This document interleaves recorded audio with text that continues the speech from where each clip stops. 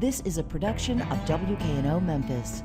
Production funding for Behind the Headlines is made possible in part by the WKNO Production Fund, the WKNO Endowment Fund, and by viewers like you. Thank you. Tonight on Behind the Headlines, community development and economic development at street level.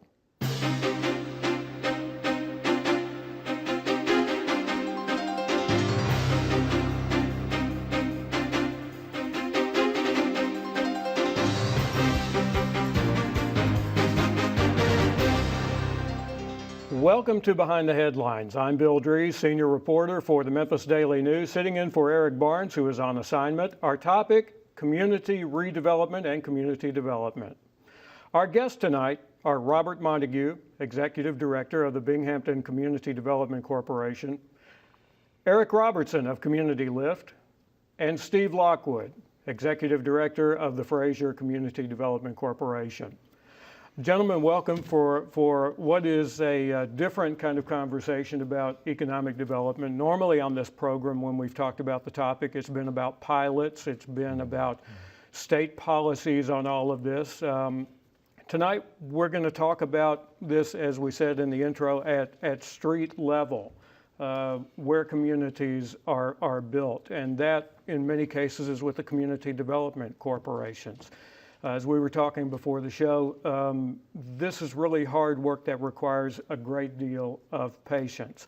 Robert, let me start with you in Binghamton. Some people call it Binghamton because there's no P in some of the spellings for it, but how long have you been at it with the CDC in Binghamton? We've been there 10 years.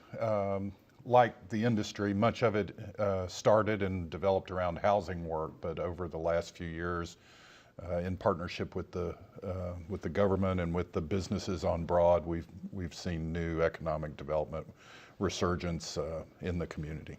Right, and when you started on this 10 years ago, there was not the critical mass that we have seen, particularly in about the last 3 or 4 years there.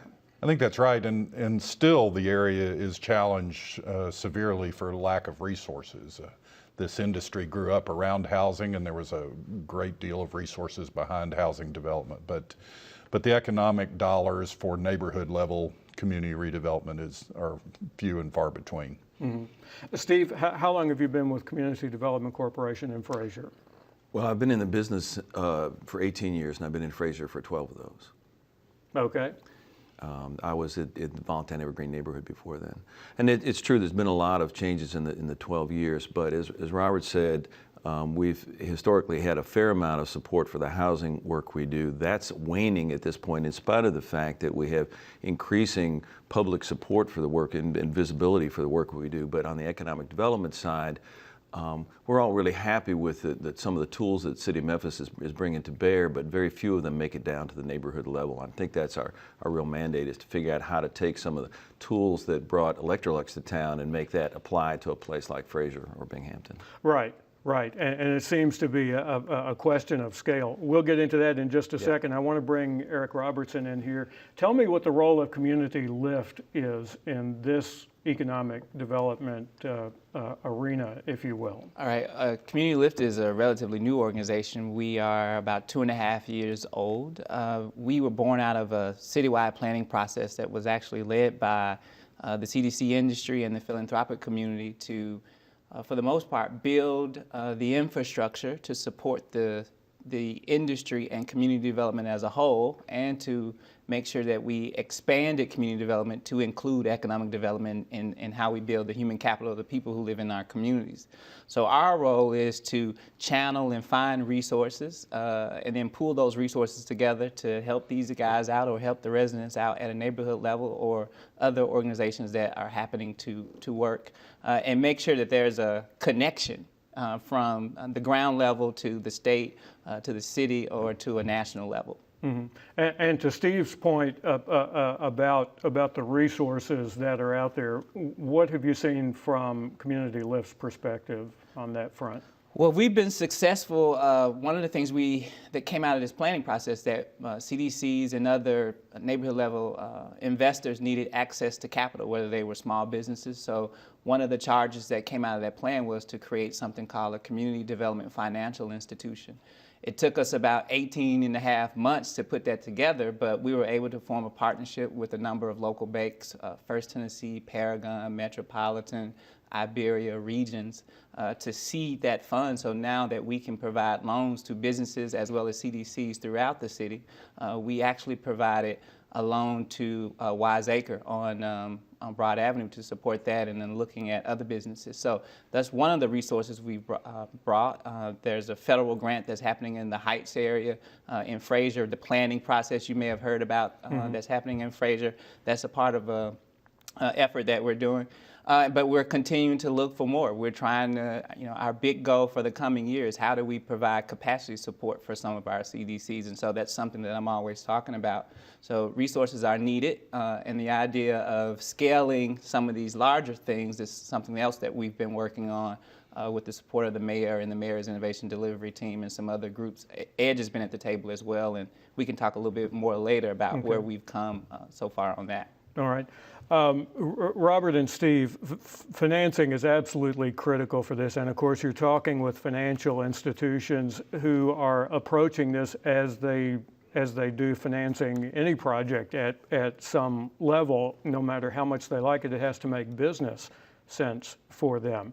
But it's also a different kind of financing deal than they normally see, I would imagine, Robert. We do. It is different in scale. Often that means the financial wherewithal or the credit profile of the neighborhood commercial enterprise is different than the larger scale corporations that are doing corporate lending. So it takes on a very personal flavor and size and scope. I think the other side, though, if there is a positive in that, is that the owner of the business is there and is very committed to that business. So I would credit a large portion of the momentum of what's going on as Broad's redeveloping to the actual business owners, and it's about getting out and doing an art walk. Things that maybe don't take a great deal of money but have impact, working with the city to restripe and to put a new face on an old Broad, and those types of things have really been the catalyst to attract new investment, and that's new owners or new tenants of those businesses coming to develop Victory Bicycle, and I'm gonna get in trouble because I won't list them all, but new entertainment sites, new retail sites coming to Broad that just pick up the momentum and attract more support. But you've also been involved in residential as well. The CDC has 2 apartment complexes that are at the western end of the Green Line. Right, they are, and I think one of the redevelopment, broader than economic, but redevelopment catalyst that's going on in Binghamton is the whole Green Line Trail opened. It put a lot of pressure on cleaning up some multifamily properties that you alluded to, but is now garnering a lot of support to bring the Hamp Line up Tillman and across Broad to connect Overton Park to Shelby Farms with the Green Line Trail. And all of that, it's going to bring new art. I'm sure it's part of people making decision to locate their business on Tillman. There'll be a new performance venue made out of the loading docks there. Loeb and Power and Tel are helping make available with the Broad business community. So I think it's all coming together to create some synergies that are helping develop the neighborhood economic. Bill, I would say just around the financing issue, and Robert and Steve can speak to this better than I can, but they have been great at pooling several pots of resources to make those deals happen, and in particular the apartments, and that's what Steve does on a normal basis with his housing, and having those resources being there and having those partnerships are necessary. So financing, not only from a business standpoint, but the ability for CDC to have access to different financial infrastructure, whether it's THDA, Tennessee Housing Development, all of those things. So I don't know if you want to say anything about what you had to do to pull some of those deals off. Well, I think a little bit of it, and I was trying to, is the profile of the thing. A good example is the mayor's innovation team. Tommy Pacello is working with Kings on Tillman, again, right where you mentioned the Hamp Line's coming up and at the end of the Green Line, but to provide some financing to the owners to help dress up the property, maybe expand the property, and those discussions are going on right now. But they've been able to project into a small enterprise type situation an architect's services to help them have a vision of what might make a more successful business that a larger corporation might not need that service or have it in-house. Right. Steve, what is the terrain like in Fraser in terms of this kind of development? There's a lot of single-family residential as well that is involved there, it seems. Most of our work has been on single family, and I think one of the interesting things about community development work is just how different each neighborhood is. I think it's fair to say between Binghamton and Fraser, we have some common ground on the fact that we've contributed to a rebound on the housing market, which is serious economic development. We've just done a survey. There are less vacant and empty houses, still 1,500. That's a lot. But down from 1,800. Our housing prices are rising after bottoming out a few years ago at an average sale price of 17. It's up to 31. Well, it's still pretty low, but I mean, that's an incredible rebound. I think there's a lot of room for optimism there. On the front of commercial and industrial, we get quite different than Binghamton, and I think the stakes are simply a little bit larger and higher. We have greater opportunities in some ways because we have some major sites, both commercial and industrial. And we have a 40-acre site right on I-40, which has 95,000 cars a day going by. But again, that's not mom and pop stuff. And Eric knows this. It's very difficult for us to go out and negotiate to find, an investor to come into this multi-million-dollar site. That's the kind of place that we need the attention and help from city administration, EDGE, LIFT, plenty of other entities, because we simply don't quite have the clout, and we don't play at that level, because some of those investors may come not only from Chattanooga but Japan. And so we have very large opportunities, and it's critical. As you know, we were recently dubbed, unfortunately, the least dense city in the country. Another way of spinning that is that there is a tremendous opportunity of land and space, particularly in Fraser, which is strategically located to downtown. Some tremendous opportunities, but we can help implement, but we need help in terms of formulating and finding partners to do that. Right, and I want to talk here about a bit about what I would call the bones of your two respective communities. It seems as if, in your case, Fraser was built along a pretty traditional suburban Absolutely. model. Yeah. Whereas Binghamton is an older section where you had mom and pop and you had residential around it. Was really developed as a standalone town in the late 1800s. One of the really interesting dynamics, which were early on in Fraser, is that we've gotten a Shelby Greenprint grant to study, define, locate a town center. But because, as you said, we don't have a crossroads. We don't have a town center. We don't have a city hall. And this is, if Fraser was a town, it would be the 12th biggest town in Tennessee. Because it's on that suburban style. There's really no central gathering place, no real communication hub, much less transportation hub or any other sort of hub. And so we're in the early process of looking to see if we can define and locate and figure out, does that go down by the highway? Does it go right in the heart of the neighborhood? It's a tremendous opportunity that I'm really excited about. Right, and how much of the bones are left when you start talking about recovery? I mean, both of these communities, all communities at one time or another, I suppose, suffer from some kind of decline. So it seems as if you've got to take an inventory of what you've got, what's still there, and what could be done with it. Eric, from your perspective, in trying to round up resources to go with their plans, what is the availability of that? And are the people with the resources looking for a particular kind of community, or is it kind of all over the map? You know, that's a good question. At this stage, because we're so new, a big part of the work we're doing is kind of getting a lay of the land, the inventory, knowing what's there, and thinking about what's the best way to position what's available. So the grant that Steve referenced, we were a part of applying for that grant. It's a sub-grant of the Greenprint grant.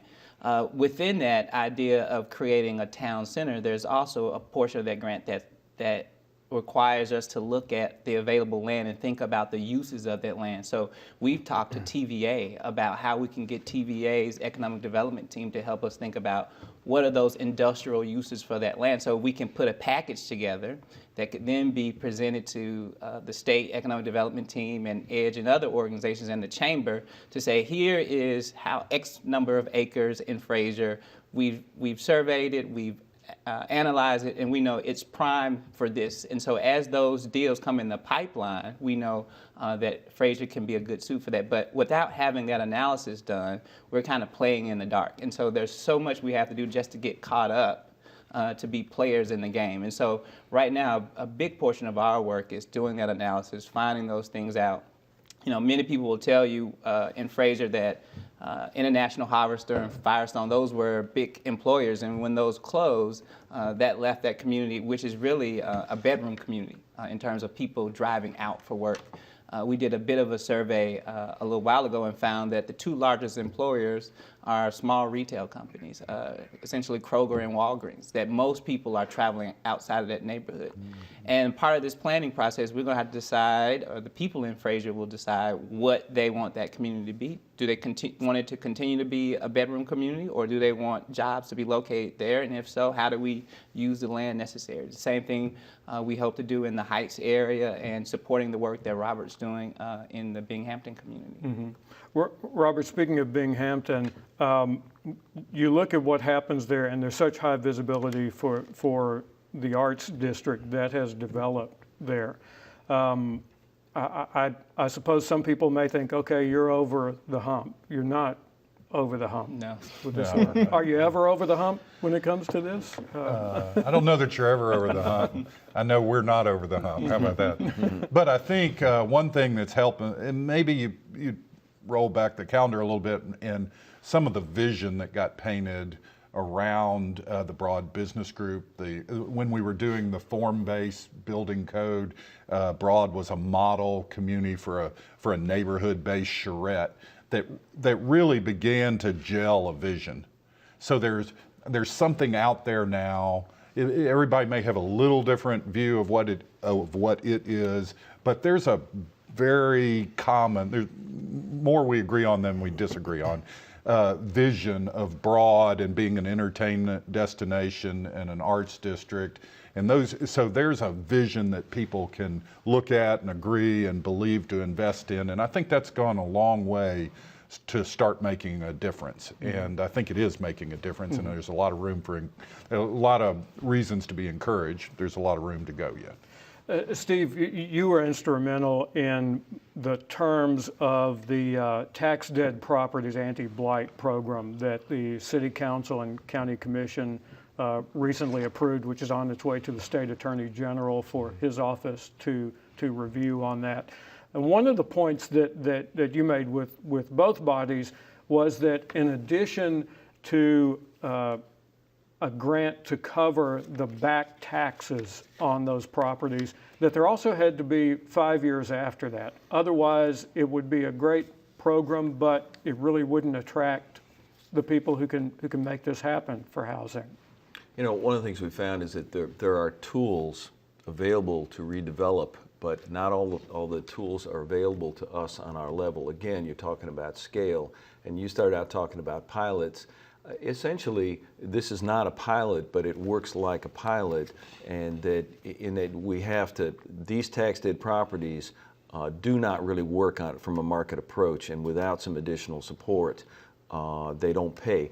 On the other hand, the tough sell to city and particularly county has been to try to really inform just what the economic impact beneficial will be of taking these tax deed properties. And you know this, I used a standard example of a house that had $14,000 in back taxes owed, and it might be worth $1,000 in actual value. So it's going to sit there for years. And if I can find a way to fix that house up and to put $40,000 into redeveloping it and get it appraised on the tax rolls for $50,000, it affects the whole street and the whole area for 450 feet is what the stats show. And that will in turn impact the tax base, a total of $185,000. So for really small investments, basically no investment by city county and a pretty modest investment on our part, we can swing and really make money for the city and county. And it's just sort of short-term obstacles that have been preventing really long-term gains in the tax base. And it's much more than about the tax base, but it starts there. It's been a real obstacle, but you know, that looks like money out of their pocket, and in fact, in reality, it's not money out of their pocket in the short term, and it's money in their pocket in the long term. Right, and we should point out that this is a 5-year pilot program, and we're talking about, correct me if I'm wrong, is it 100,000? A pool of $100,000 dollars in money to pay the back taxes. No, it's $200,000 for the back taxes and $100,000. This is just county, and the city didn't put a cap on theirs, but it'd be cap of the county. So it's $100,000 per year on the future taxes going forward for each of those houses. But let's be clear: this is money that the city and the county never would have gotten. So Right. they're giving up funds that they didn't have. In return for expanding the tax base. Robert, talk a bit about the potential impact of this in the Binghamton CDC. Of the pilot, yeah, Steve, it's a very creative project. I think it's very much needed. We've got all kinds of property that are locked up, too high to invest in. You know, the cost is too high to invest in because of the taxes. And I'm thinking of a house right now. It's just on a nice street, and it sits there. It's got a tarp over the roof and windows broken out, and it's depressing all the neighborhood around it and providing a place where crime happens. It's a broken window effect. So the ability to unlock that property and to put it into productive use, put it back on the tax roll, raise the taxes for everybody else, but more importantly than all of that, it's an impact on the lives of the residents around it. It's a quality of life that makes the community more attractive, that invites personal investment, that invites a wonderfully diverse community to be a great community of choice, and that's where the real impact is. Well, and let's not forget, it helps with crime, and because we all know empty houses are a magnet for that. It helps with the budgets of the fire department. It helps with the weed department. It helps put kids back on the street who go to the local schools, and their families buy groceries down around the corner. It has all kinds of more subtle impacts that are all good for the fabric of the community. I also wanted to point out that there's a sort of a parallel bill starting to move in Nashville. The bill that we've moved forward with is really for houses. And it doesn't, there are these comparable buildings, and they used an old abandoned hotel on Airways as an example with $500,000 in back taxes on it. And there again is no mechanism to forgive those taxes, even though there's a willing party ready to redevelop. So again, it's caught in limbo. So the mayor and other folks are working on a sort of a companion bill to deal with the big ticket items that have comparable roadblocks. Mm-hmm. Eric, just about two minutes left. Talk about the synergy of having something like that available. How does that help with bringing other resources to bear? That's critical.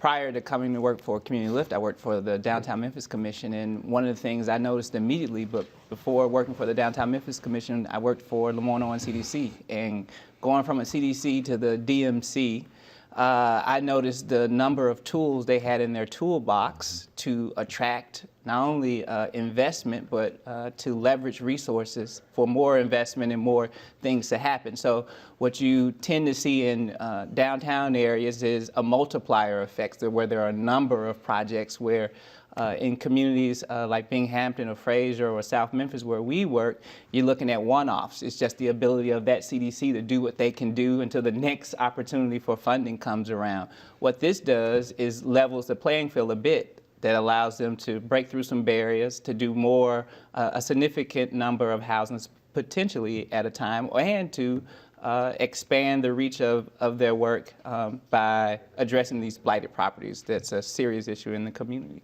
All right. As we said, Steve, this goes to the Attorney General because the enabling legislation provided that the State Attorney General had to review this for legal issues, and then they get back to the city and the county and say, you have a green light for this. Very quickly, will there be some more specifics that could be in the second part of this once it gets back from Nashville if the word is favorable? Oh, yeah, we have to work out the details, but that's not a foregone conclusion. We don't know what the Attorney General is going to say. But absolutely, we're going to have to fill in the gaps and make this into a real program if they give us the okay. Bill, real quickly, if we have time. We've been working with the mayor and every economic development agency to begin to create a toolbox of more programs like this for CDCs and other people operating at the neighborhood level on the housing and economic development side, because that's going to be critical for advancing these communities. And so that's something that every local and state and regional economic development agency under the mayor's leadership has been working on. All right. Thank you very much for joining me. As you can see at home, this is a very complex topic, lots of moving parts. That's where we'll end the discussion for now. Thank you for joining us.